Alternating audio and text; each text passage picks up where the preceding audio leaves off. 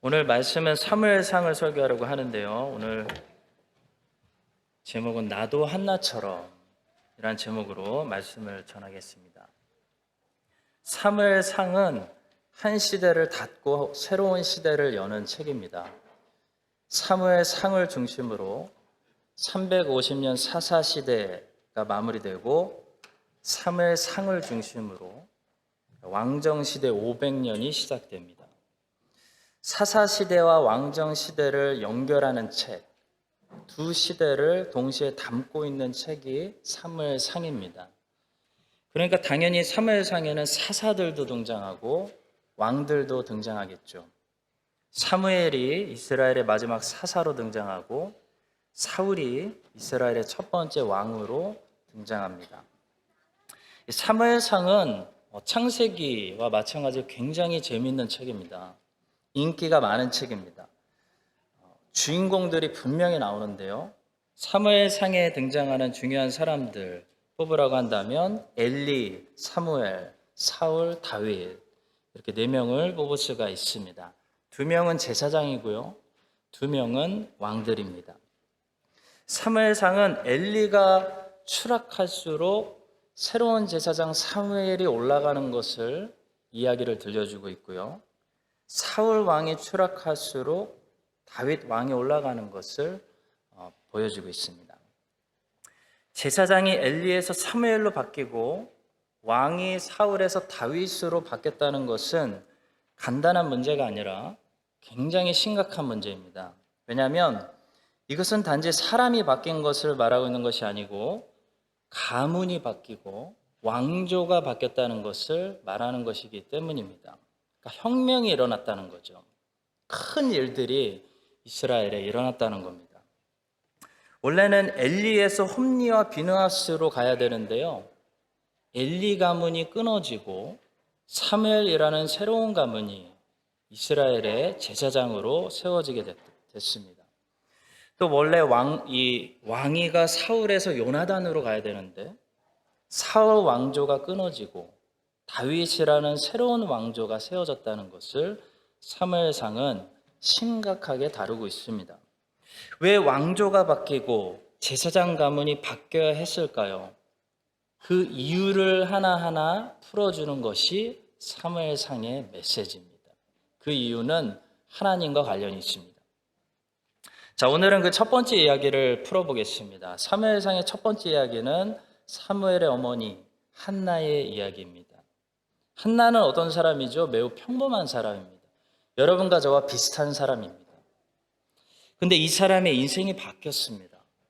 이 사람이 하나님을 만나서 자기 인생만 바꾼 것이 아니고 이스라엘의 역사가 바뀌었습니다.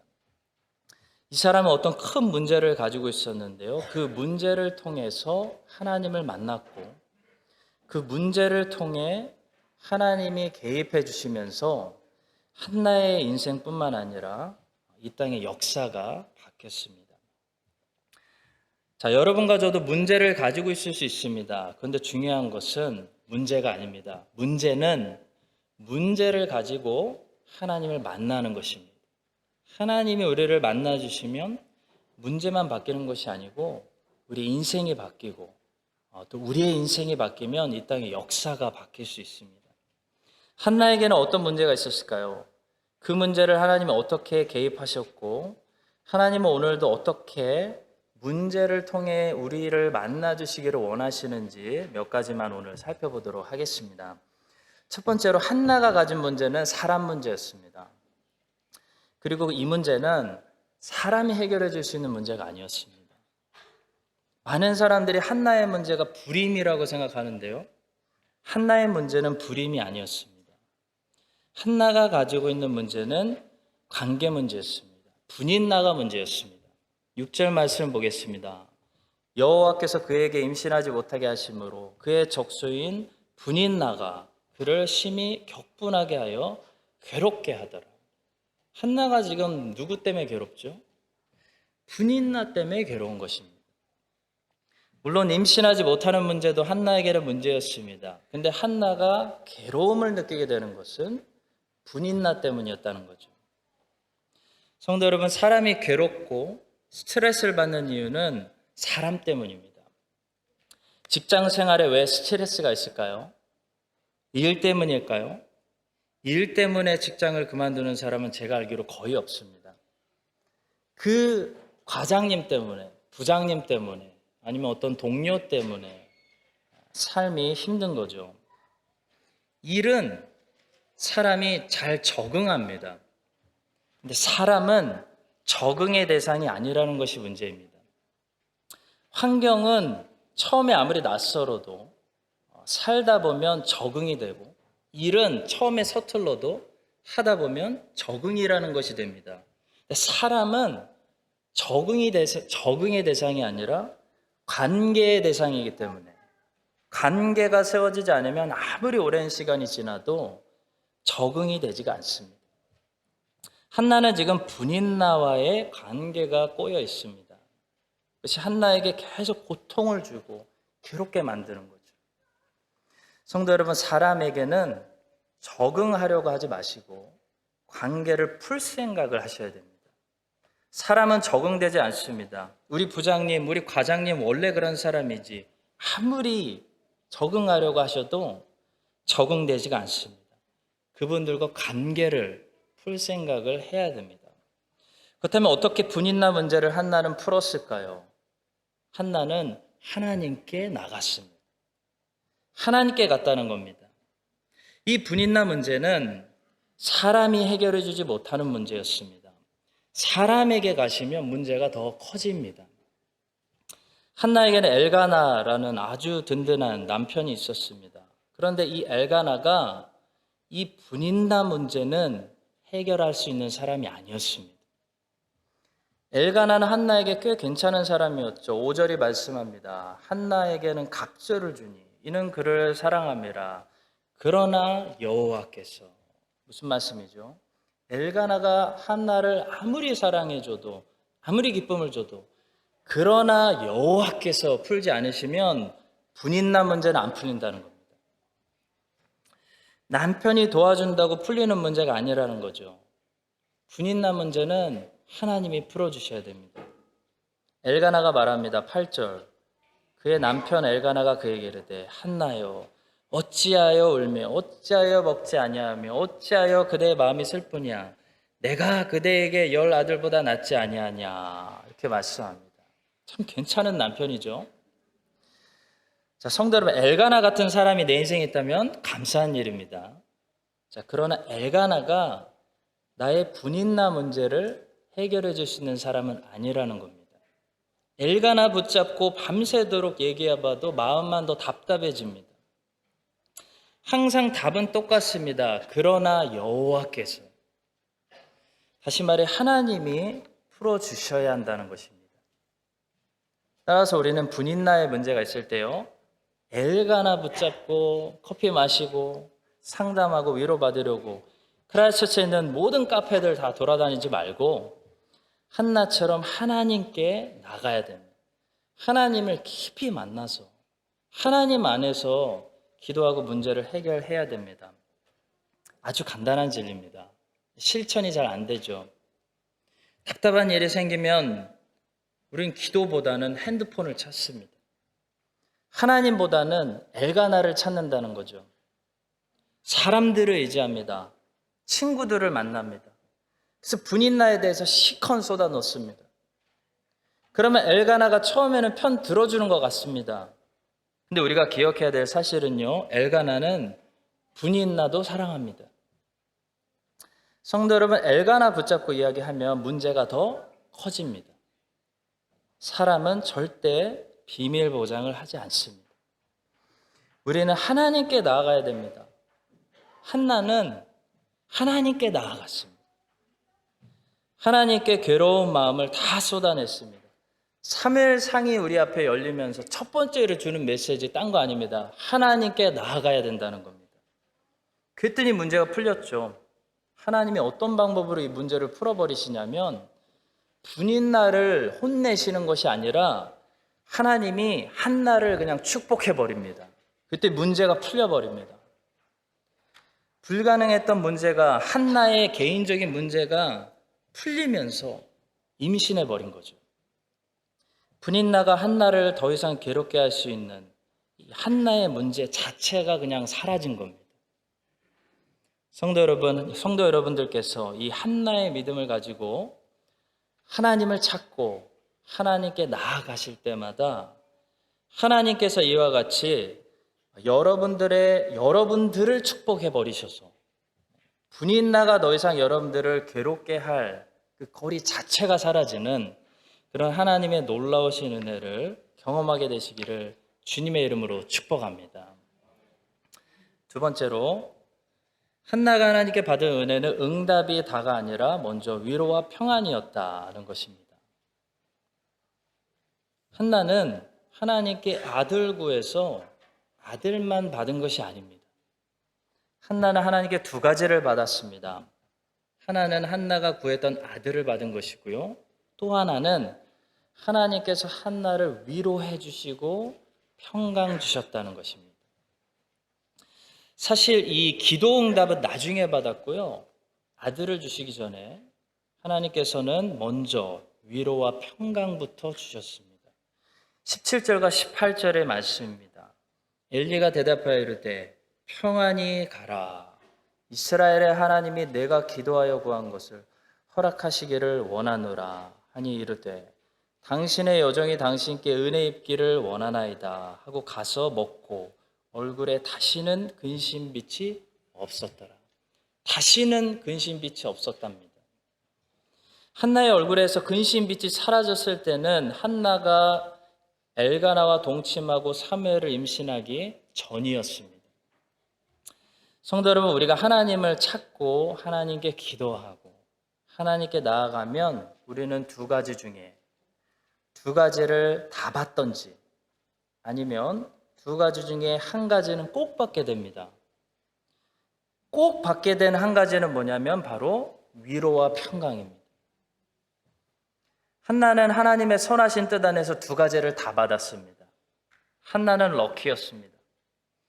한나는 먼저 위로와 평강을 받았고 그 다음에 기도한 대로 사무엘이라는 아들도 응답을 받았습니다. 그런데 성도 여러분, 우리는 기도해도 우리가 기도하는, 간구하는 것은 못 받을 수도 있다는 사실을 알아야 됩니다.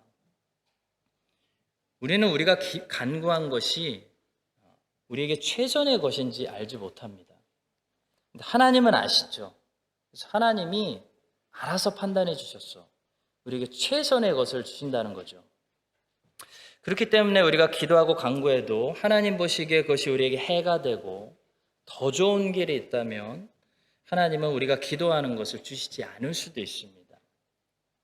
자, 그러나 우리가 기억해야 될 것은요, 하나님을 찾고 하나님께 기도하는 자들에게 하나님이 항상 주시는 것이 있는데요. 그것이 바로 위로와 평강입니다. 그래서 기도하시는 분들 보면요, 삶이 바뀌거나 문제가 없어지는 것이 아니라 기도하시는 분들은 항상 평화와 은혜가 넘치는 거죠. 기도하신다고 항상 모든 것이 내 생각대로 변하는 것은 아닙니다. 기도하는 삶을 살면 염려가 사라지고 걱정이 사라지고 두려움이 사라지고 폭풍 파도 중에서도 주무시시는 환경을 초월해버리는 이 예수 그리스도의 평강과 위로가 우리 안에 채워진다는 겁니다. 그것이 하나님이 한나에게 허락하셨던 첫 번째 은혜였습니다. 여전히 임신도 안 되고 여전히 분이 나도 사라지지 않는데 그 상황을 초월하는 예수 그리스도의 평강이 한나에게 임했다는 겁니다. 여러분과 저도 하나님께 기도할 때마다 이 첫 번째 은혜를 늘 채워주시기를 주님의 이름으로 축복합니다. 자, 그런데 이왕이면 기도한 것도 좀 받았으면 좋겠죠. 한나처럼. 그렇다면 기도했는데 평강과 위로는 주시는데 기도해도 내가 기도한 것을 안 주실 때는 왜 안 주실까요?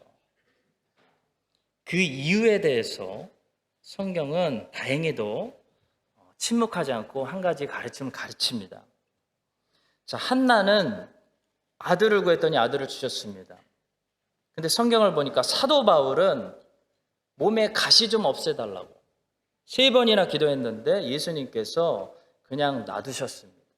그냥 달고 살아 라고 하셨다는 거죠. 그러면서 다행히도 하나님이 거절하시는 이유에 대해서 다행히도 말씀을 해주셨습니다. 고린도후서 12장 9절입니다. 나에게 이르시기를 내 은혜가 내게 족하도다. 이는 내 능력이 약한 데서 온전해짐이라 하신지라. 그러므로 도리어 크게 기뻐함으로 나의 여러 약한 것들에 대하여 자랑하리니 이는 그리스도의 능력이 내게 머물게 하려 함이라. 자, 하나님께서 여러분들이 문제를 가지고 기도하는데도 위로와 평강은 주시는데 그 기도를 응답해 주시지 않고 그대로 놔두시는 이유는요, 여러분들의 그 약한 상태가 하나님이 원하시는 상태이기 때문입니다. 바울은 이 사실을 깨닫고 어떻게 반응했죠? 도리어 크게 기뻐했습니다. 더 이상 걱정하고 힘들어하지 않았습니다. 그 가시를 나쁜 걸로 보지 않았습니다. 그리고 약한 상태를 더 이상 벗어나려고 하지 않았습니다. 왜냐하면 바울이 약한 만큼 하나님의 강하심이 바울을 통해 나타났기 때문입니다. 제가 이번 주에 책을 읽다가 이 센텐스를 보고 너무 충격을 저는 받았습니다. 아마 이 센텐스를 보시면 저같이 충격을 받으시거나 아니면 목사님 저는 이미 알고 있었어요 라고 생각하시거나 두 가지 중에 하나일 것 같습니다. 영어로 봤는데요, 이런 문구입니다. 이게 무슨 말이냐면 하나님은 내가 약함에도 불구하고 쓰시는 것이 아니라 내가 약하기 때문에 쓰신다는 겁니다. 왜냐하면 나의 약함 속에서 하나님의 강하심이 나타나기 때문입니다. 다들 아셨나 봐요. 저만 모르셨나 봐요. 저는 놀랐어요. 세상이 뒤집어졌어요. 저는 지금까지 하나님께서 저의 약함에도 불구하고 저를 사용하신다고 생각했습니다. 근데 사실 하나님께서 저의 약함을 쓰신다는 사실을 알았습니다. 하나님께서는 요셉과 마리아가 약함에도 불구하고 그들을 사용하신 것이 아니라 요셉과 마리아가 약하기 때문에, 가난하기 때문에, 힘 없기 때문에 사용하셨다는 겁니다. 이게 이해가 가야 됩니다. 그러면 인생이 바뀌고 우리 안에 약함을 바라보는 나의 관점, 나의 가시를 해석하는 나의 관점이 완전히 바뀝니다. 바울처럼 도리어 크게 기뻐할 수 있다는 거죠. 약함을 자랑할 수 있다는 거죠. 왜 열심히 기도하고 나도 한나처럼 간구하는데 하나님이 내 기도 안 들어주실까요? 왜 가시를 그냥 놔둘까요? 바울이 깨달은 겁니다. 아, 내가 약함에도 불구하고 주님이 나를 사도로 쓰시는 것이 아니구나. 내 약한 부분을 쓰시는 거구나. 바울은 설교를 잘 못했던 것 같습니다. 설교를 잘하는 사람이 아니었던 것 같습니다. 근데 바울이 설교를 못했기 때문에 복음이 얼마나 스스로 능력이 있는지가 나타났다는 겁니다. 성도 여러분, 하나님께서 여러분들 열심히 기도하시고 하나님을 찾으실 때 먼저 첫 번째로 평강 주시고 위로 주시기를 축복합니다. 그리고 이왕이면 여러분들이 간구하는 것이 한나처럼 하나님 보시기에도 합당하고 하나님의 뜻에 있어서 한나처럼 응답해 주시기를 축복합니다. 그러나 혹시 응답받지 못하시더라도 이것을 기억하십시오. 하나님이 여러분들의 그 약한 상태를 하나님이 사용하시기 원하시기 때문에 그냥 놔두시는 겁니다. 이 사실을 깨닫고 여러분과 제가 저희 삶 안에 특별히 그냥 놔두시는 가시들, 약함, 더 이상 안 좋은 것으로 보는 것이 아니고 이 가시 때문에 하나님께서 더 큰 영광을 받으시는구나 라는 사실을 깨닫고 이 가시 때문에 우리의 약함 때문에 여러분과 제가 올 한해는 바울처럼 더 기뻐할 수 있는 여러분과 제가 될 수 있기를 주님의 이름으로 축복합니다. 마지막 세 번째인데요. 한나의 경우에 한나가 기도 응답받은 것은 한나의 어떠함 때문이 아니고 하나님의 어떠함 때문이었습니다. 너무나 중요한 겁니다. 한나의 기도를 우리가 자주 오해하고 잘못된 동기로 모방할 때가 많습니다. 왜냐하면 한나가 열심히 기도했기 때문에 응답받았다고 생각하기 때문입니다. 한나가 열심히 기도했던 것은 맞습니다. 한나의 기도는 10절 보시면 눈물의 기도였고요. 11절 보시면 서원 기도였고요. 12절 보시면 오래 하는 기도였고요. 15절 보시면 영혼을 쏟아내는 간절한 기도였습니다. 자, 그런데 한나가 이렇게 열심히 기도했기 때문에 응답받은 것은 아니라는 거죠. 성경은 지금 뭐라고 말씀하냐면 기도는 원래 이렇게 열심히 해야 된다라는 거 보여주는 거죠. 한나가 이만큼 열심히 했기 때문에 응답을 얻어냈다라는 메시지는 전혀 아닌 것입니다. 틀린 생각입니다. 왜냐하면 그렇게 생각하면 하나님이 어떤 분이 되냐면 하나님은 어떻게 해서든 한나에게 아들을 안 주시려고 인색하신 분인데 한나가 하나님을 열심히 귀찮게 하고 하나님을 조르는 데 성공해가지고 하나님이 그냥 어쩔 수 없이 응답을 꺼내주신 그런 잘못된 하나님으로 우리가 해석할 수 있기 때문이죠. 성경은 하나님을 한 번도 그런 분으로 가르친 적이 없습니다. 오히려 반대로 가르치죠. 여러분과 저는 주기 싫어하는 하나님으로부터 무엇을 겨우겨우 받아내야 하는 입장에 있는 사람들이 아니라는 겁니다. 절대로 그렇지 않습니다. 더군다나 그렇게 하나님으로부터 무엇을 받아낼 수 있는 방법이 여러분과 저의 노력과 열심은 절대 아닙니다. 누가복음 11장에 보시면 누가복음 11장 우리가 들었는데 이게 잘 이해가 안 가는 오해가 많은 그런 비유가 있습니다. 어떤 사람이 밤중에 친구의 집에 찾아가가지고 한 밤 12시쯤 떡 좀 빌려달라고 했습니다. 손님이 왔는데 내가 집에 손님이 왔는데 줄 게 없으니까 친구한테 지금 떡 빌리러 온 겁니다. 자, 그때 주님이 청중에게 거꾸로 질문을 하십니다. 그 친구가 설마 이렇게 이야기하겠냐? 라면서 질문하십니다. 지금 너무 시간도 늦었고 문도 닫혔고 이미 자려고 누워서 내가 못 일어나서 못 준다. 그 친구가 설마 이렇게 얘기하겠냐? 라고 주님이 거꾸로 질문하십니다. 한번 자세히 보시기 바랍니다. 누가복음 11장 5절, 6절, 7절 한번 자세히 보세요. 또 이르시되 너희 중에 누가 벗이 있는데 밤중에 그에게 가서 말하기를 벗이여 떡 세 덩이를 내게 구워 달라. 내 벗이 여행 중에 내게 왔으나 내가 먹일 것이 없노라 하면 그가 안에서 대답해 이르기를 나를 괴롭게 하지 말라. 문이 이미 닫혔고 아이들이 나와 함께 침실에 누웠으니 일어나 내게 줄 수 없노라 하겠느냐. 그러니까 이 비유 속에 나오는 요청을 받은 사람이 이렇게 실제로 했다는 것이 아니고요. 주님이 거꾸로 질문하고 있는 거예요. 설마 이 사람이 그렇게 얘기하겠느냐. 반대로 얘기하면 뭐죠? 절대로 그 사람이 그렇게 얘기하지 않을 것이라는 말씀입니다. 자, 이게 현대 문화를 살아가는 우리에게는 굉장히 거꾸로 이해가 되지 않습니다. 왜냐하면 우리 문화에서는 안 주는 게 더 정상적이잖아요. 12시에 사람이 찾아와서 뭐 해달라고 부탁하는 사람 거절하는 게 당연하지 않습니까? 자, 그런데 이 말씀을 이해하려면 당시 유대인 문화를 알아야 됩니다.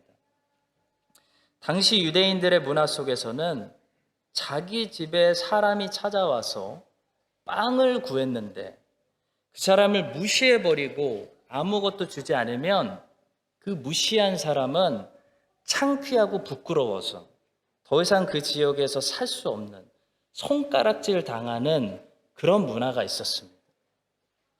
그런 문화 속에서 주님이 이렇게 말씀을 이어가고 계시는 거죠. 8절입니다. 내가 너희에게 말하노니 비록 벗됨으로 인하여서는 일어나서 주지 아니할지라도 그 간청함을 인하여 일어나 그 요구대로 주리라.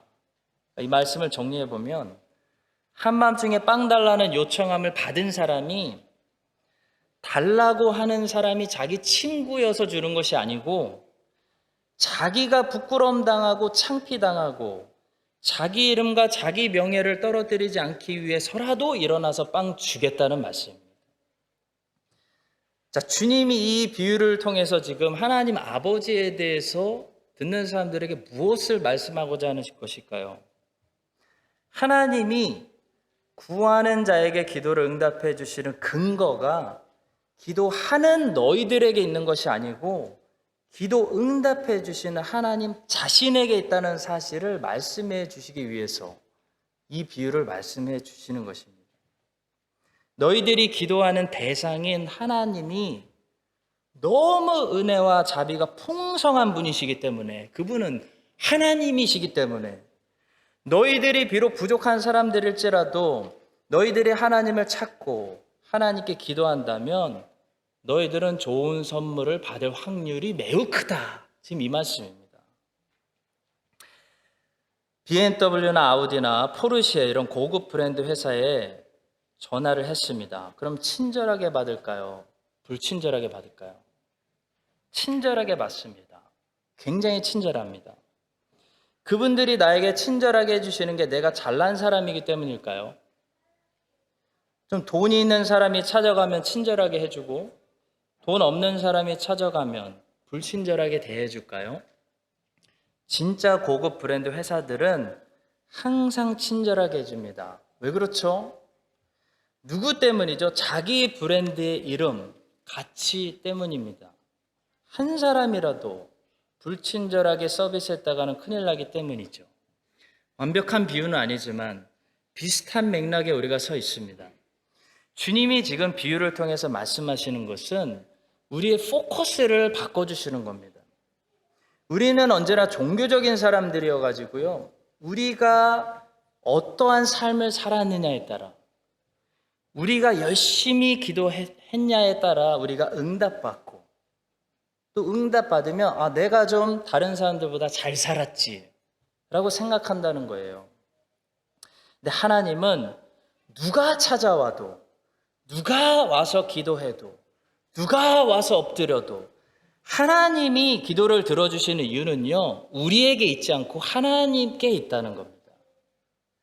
하나님이 너무 자비로우시고 은혜가 풍성하시고 풍요로운 분이시고 부자이시고 하나님이 선하시기 때문에, 하나님은 자기 영광과 자기의 이름에 걸맞게 하나님께 나오는 자들, 구하는 자들에게 선한 것을 응답하시는 그런 분이라는 겁니다. 한나는 하나님께 구한 것을 응답받았습니다.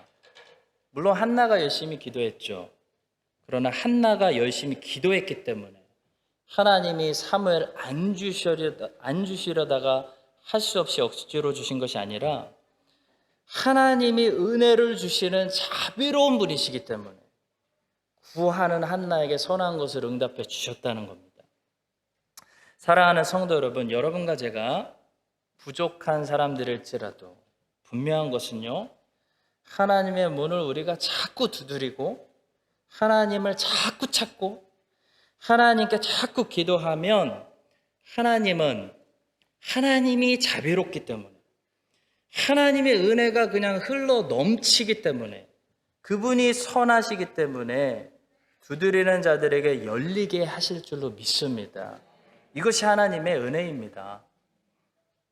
기도 응답은 사람의 열심 때문이 아니고 하나님의 자비, 하나님의 은혜 때문에 오는 것입니다. 여러분과 제가 기도를 통해 하나님의 은혜와 하나님의 자비를 더 알아가게 되는 그런 풍성한 한 해가 되시기를 자비가 풍성하신 예수 그리스도의 이름으로 간절히 축원합니다. 기도하겠습니다. 은혜를 내려주시는 하나님 아버지, 한나가 하나님의 목전에서 긍휼과 자비를 얻은 것처럼 항상 은혜와 자비가 넘쳐 흐르는 그 하나님의 목전에 우리가 열심히 나아가게 하여 주시옵소서. 주님의 상이 식탁이 풍성하기 때문에 주님의 상으로 나아가면 주님의 상에서 떨어지는 부스러기라도 우리에게는 엄청난 축복이 될 줄로 믿습니다. 그만큼 하나님의 은혜는 크고 하나님의 은혜가 풍성하고 하나님의 은혜가 넘치는 줄 믿사오니 그것을 한 해 동안 열심히 구하고 열심히 찾고 하나님께 나오고 두드리는 믿음을 주시옵소서. 예수 그리스도의 이름으로 기도합니다. 아멘. 지금은 자비와 은혜가 풍성하신 예수 그리스도의 은혜와 하나님 아버지의 무한하신 사랑과 성령님의 교통하심이 한나처럼 문제를 가지고 하나님의 넘치는 식탁, 하나님의 은혜의 보좌 앞에 열심히 나아가기를 결단하는 모든 이 땅의 한나들 위에 이제부터 영원까지 함께 하시기를 간절히 축원드립니다.